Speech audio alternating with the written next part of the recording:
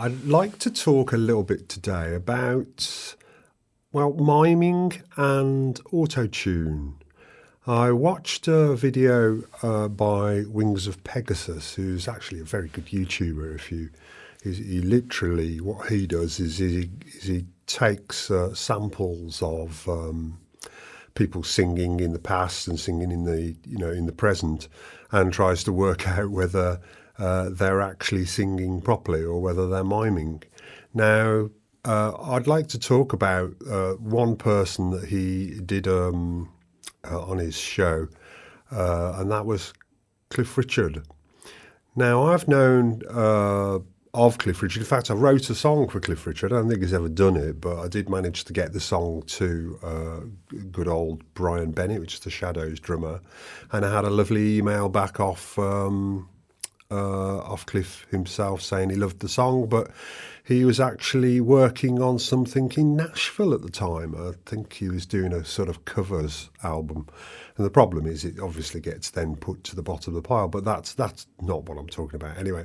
So basically, good old Cliff Richard was being sort of accused of miming.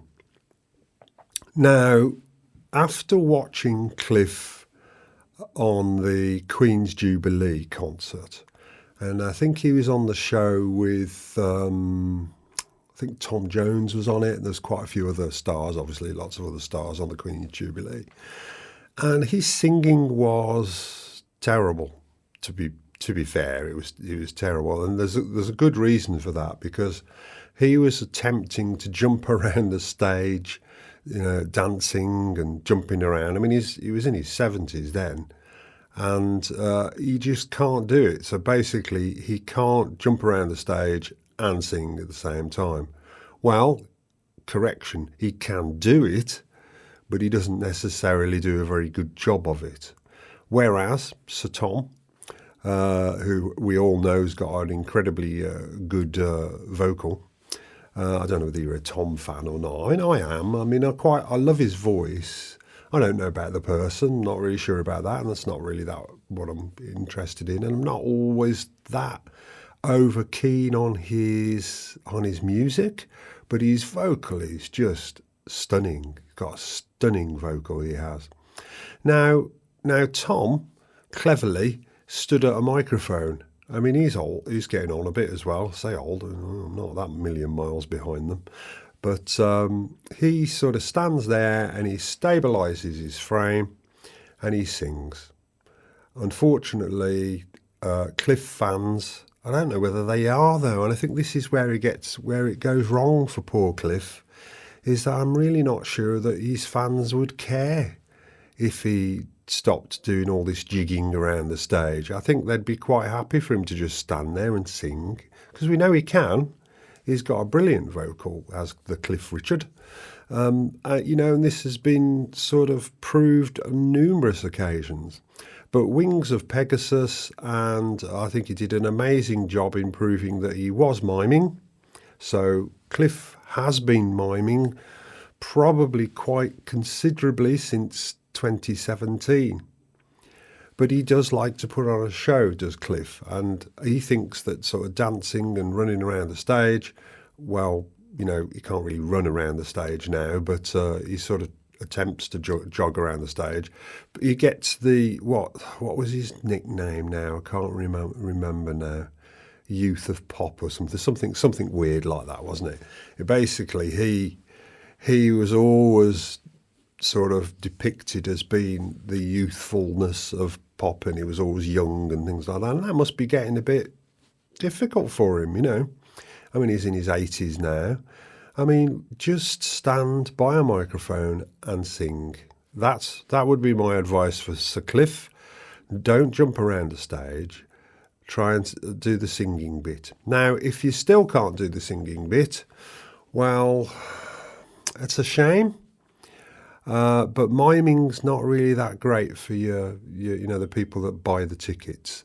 And this is what Wings of Pegasus was really on about yesterday. That, some people don't mind. Some people aren't too bothered about going to a concert and, sort of listening to someone mime because they actually go to see the person. So, I mean, we know Taylor Swift does the odd bit of miming as well. I haven't really got a problem with it, you know. If people do want to jump around the stage a lot and they feel that the vocal would be better mimed to, well, that's fine. That's their prerogative. They are the star, you know. It's their thing. If they want to do that, that's what they can do. It's, as long as all the songs aren't mimed, then I think that's probably better. You know, if you do mime to all the songs, then I think maybe you're cheating your poor old, you know, ticket payers out of a bit of cash. Now, out of their cash, should I say. Now, I don't mime. I don't really need to mime, so, because I'm not going to get up on the stage. Now, I've been singing for about 40-something years. And I'm very particular about the way that about vocals, really. It's sort of my thing. I don't like to use Autotune. I won't use Autotune on myself. Maybe I'm lucky with that. I don't like to do vocal gymnastics, which I think is the thing that's going around for the past 10 years or so. People have been really jumping on the bandwagon with the vocal gymnastics. What I mean by that is, I mean, if I say vocal gymnastics and use the word Mariah Carey, I imagine you'll know what I mean. And also Stevie Wonder does it as well. Now, the thing is, not trying to jump too much off what I'm talking about with miming, but I suppose miming, auto-tune, all those sort of things, a little bit fake. They're all similar, aren't they? And now, basically, what Mariah Carey does is she can move her vocal all the way, all over the place, lots of different jumping around bits. It's not a very technical term, is it? Jumping around bits, but I think you know what I mean. And Stevie Wonder as well, he does the same thing. Now, Stevie Wonder, I mean, he is a master at managing to put the emotion into the song and still doing his jumpy around bits. I'll use the same term, why not? And so is Mariah Carey. Now, I can't listen to very many Mariah Carey songs. I just can't. It's just, you know, after the first one or maybe two at a stretch, I've had enough. It's just a little bit too vocally gymnastic for me. However, Stevie Wonder, I can listen to anything that he sings. He's literally the master of doing the vocal gymnastics. And why I'm trying to say it seems to be a bit of a craze at the moment, it seems to me that a lot of younger singers are putting more emphasis on the technicalities of the singing than the emotional side of the singing. Now, you may agree with me there. Well, first of all, some of the time you can't understand the lyrics. You can't really understand what they're saying. You really need the lyrics written down in front of you to understand them. And secondly, they tend to do the Mariah Carey thing where they're jumping around and trying to, you know, move the vocals up and down, and there's no emotion whatsoever in it. Although there is some emotion, but it's just not enough to carry the song through, although it manages to carry the song through. I just don't know whether it's one of those things that's a cultural thing where it's all changed and, you know, people have changed their viewpoints about vocalists. I'm not sure. I think personally I'd still like to listen to the Karen Carpenters of this world. The ones that can, I mean, even Doris Day, for instance. I mean, what a beautiful vocal she had. Olivia Newton-John, for instance. We've got, there's tons of vocalists that you can listen to, and Carole King, that's another one that you can listen to, and you can hear the emotion in the voice. They're singing the song, they're passing the lyrics on to the listener. They're not just trying to show off with their vocal technique. And I think you find this in all YouTube music at the moment. It's not just on YouTube either. It's just, it's everywhere that people are like trying to find the most nuclear-powered drummers out there, ones that can play at 9 million miles an hour, guitarists that can shred and go faster and faster and faster, and the technique is sort of dynamically brilliant, but not necessarily, I say dynamically brilliant, that's probably the wrong word to use, so technically brilliant, not necessarily dynamically. So it doesn't necessarily fit the song. The fact is that you've got sort of let's say a bar. You've got one bar of music, if you understand that. So we've got one bar of music. The game is not to try and see how many notes you can fit into that bar, which seems to be what's happening at the moment. The game is to entertain the audience and make them feel the song, feel the emotion of the song. So going back to my original starting point, which was sort of miming, I do understand that. So let's draw a line under that. And I think Wings of Pegasus did a brilliant job on showing that Cliff Richard, you could tell as well that he had quite a lot of support for Sir Cliff. I think it probably is purely an age thing. He's got to a point where he still wants to entertain the fans, but he can't jump around and sing at the same time. He just can't now. Now, I think he should own up to it and just sing. Is what people. That's why he got famous. He didn't necessarily get famous for jumping around, dancing. You know, Cliff Richard dancer? No, he never really got famous for doing that. But his vocal is very, very recognisable in the UK anyway. I mean, I know anyone that's listening in the US or anywhere else, to be fair, is not as popular anywhere else. So we'll put that to bed. That's okay. He's all right to do that. There are lots of other people that shouldn't be doing it but are. There's too many singers miming at the moment and not putting the effort in, taking the easy route. And now let's move on to Autotune. Now, you could say Autotune, what's Autotune? It's basically altering your vocal to keep it in tune. And that's using a piece of software to do that. That's what Autotune is, just in case you weren't totally sure what Autotune is. Now, I don't like to use Autotune on my voice, but maybe I'm lucky. I don't necessarily need to. And I am reasonably well in tune. Any of the videos that you listen to on my channel, all the covers that I've done, none of them will use Autotune, and none of them will have vocal gymnastics in really either. Going back to that point. So I don't use it. I have used it when I've been recording some vocalists. You just get fed up doing take after take after take.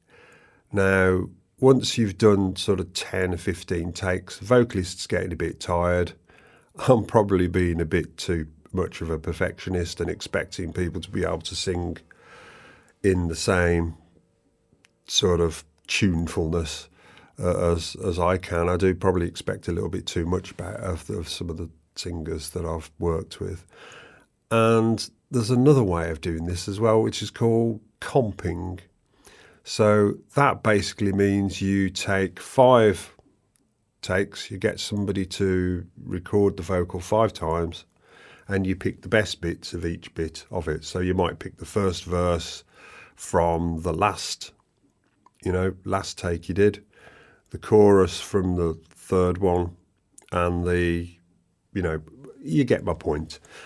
The problem with doing that is you don't get a flowing vocal then. In my opinion, the emotional changes throughout the song. You can't necessarily hear it, but it is a thing, and it does happen. So I don't like comping. I don't like mixing bits and pieces together to get a good vocal.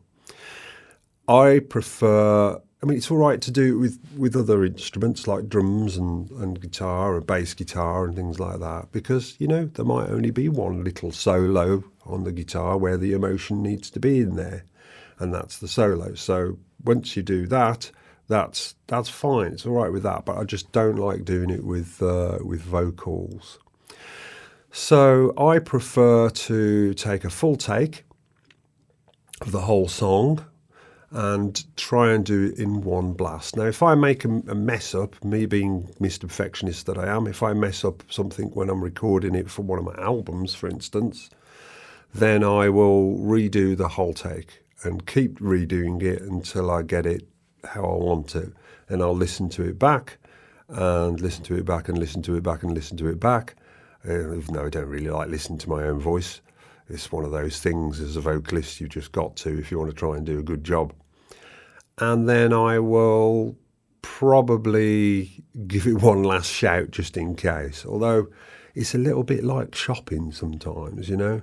You go out and you know what you want. Well, lots of people tend to go out and just do a bit of window shopping. But now I go out, I know what I want, I go to a shop, sort of get it and then leave. But there's so many people that go to a shop and then shop around and they go, but end up going back to the same shop at the very beginning to go and pick up what they want. Now, that can happen in music too, where you'll do 10 takes, but that first take has just got something. Sometimes it's the first take that's got that bit of magic. And so you end up using the first take, you know. So I, as I've said, I like to not mess around with vocals. I don't like to do auto-tune. I don't like to do manual manipulation of the, which you can do now, which is, I grate my teeth sometimes to what can be done with software. And I was pointing to my screen because, you know, sort of makes sense because I've got my recording software on. That doesn't make that much sense, does it really? But there you go. So, and I would prefer someone to learn how to sing, you know, and put the effort in, like all these people that play guitar, play drums, play other instruments. Your vocal is an instrument and you need to learn how to use it. The thing with all this, with auto-tune and software manipulation, is it does now open up the field of singing to a wider audience, I suppose. Not a wider audience, but a wider creative field. So there are plenty of really good-looking people out there that can't sing. Now they can just stand up and sing. Anyone can sing. You could even take on somebody else's form of voice if you used the AI. You could stand there and use a bit of software online now, press a button, ramble on into a microphone in a miming sense, and then say and select the vocal you wish from a list. Is that good for music? I don't know. I'm not really sure. I think it's probably going to be a bit of a fad. All of this changing vocals, auto-tune, even Michael Bublé. Now, he can sing perfectly in tune, but he loves auto-tune because he gets that strange, you know, when you go from one note you may not, but when you go from one note to another note, there's a point to which you break off from the first note and start the second note. Now, with auto-tune, you get that sort of mechanical, sort of software-y sort of sound where it goes from one note to the next. And he likes that sound. And I think he uses it as an effect more than anything, more than keeping himself in tune. Because I don't think he needs to keep himself in tune. So it's more of an effect with old Michael Bublé. But, of course, lots of other singers don't use it as an effect. It's purely there because there's just no way they can sing in tune without it. So, yeah, bottom line, if you want to be a singer, please learn how to sing. It's probably better to do that. You know, nowadays you don't have to, but it's a shame. I think I'd like to hear the next Karen Carpenter. I really would. I'd like to hear a singer with maxed out emotion, someone that can put passion into their vocal, an Amy Winehouse even. And one of the problems with Amy Winehouse, I might have hit on this in one of my other videos, but I mean, she was obviously absolutely brilliant. But even at first, when she was on the very first Jules Holland show, Amy Winehouse, you couldn't understand a word she was saying. We don't know why that was, whether that was just nerves or something. But the second time she was on Jules Holland, she was perfect. You could hear exactly what she was saying. And you can feel the emotion in that. You can feel that, obviously, she wrote the lyrics as well. I mean, when you don't write your own lyrics and you sing somebody else's song, I imagine it's a little bit harder to get the emotion into it. So say when you listen to a singer like Taylor Swift, for instance, I do feel sorry for all of her exes, I have to say, because I don't think they, get the great. Well, probably get exactly what they deserve, But nonetheless, when you put your heart on your sleeve and it's your talk out front about absolutely everything, and put it into a song, well, the emotion's going to flood out, isn't it? And there's a lot of people out there that write songs for various reasons and such likes. I think Eric Clapton, don't know whether you remember the one where his son fell out of well, I don't quite know exactly how it happened, but he basically fell to his death out of a window at a hotel, I think. And then he wrote, I think was it called Tears of Heaven or something like that? I think it was called like that. And he struggles to sing that live, and it's just the emotions flooding out. So can we get back to songs where the emotion floods out, please? And I think that would be a good thing for vocalists to do, to try and do that instead of, hopping all over the place. Anyway, I hope you've enjoyed this video. Thank you very much for listening. My name's Gavin Davis, and I'll see you in my next one.